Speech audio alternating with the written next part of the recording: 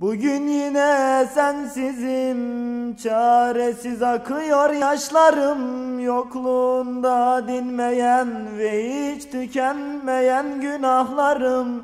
Gitmiyor başımdan hayalin, sensiz doğmaz sabahlarım. Kararmış bu kalbimin içinde kilitli kalmış acılarım. Hadi gel, bırakma ellerimi bir tanem, hadi gel. Yine senle dolsun acılı hikayem, hadi gel. Bitmeyen bir dert ve de sensiz bu beden, hadi gel.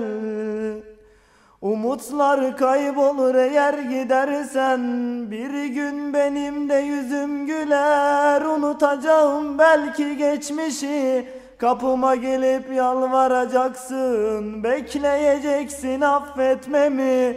Ölene dek saklayacağım yar, bende kalan saçının telini. Bakmasın başkasın o gözlerin, gel aydınlat bu gecelerimi, hadi gel. Bırakma ellerimi bir tanem, hadi gel.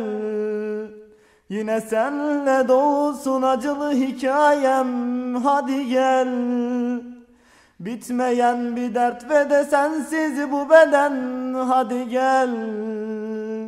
Umutlar kaybolur eğer gidersen.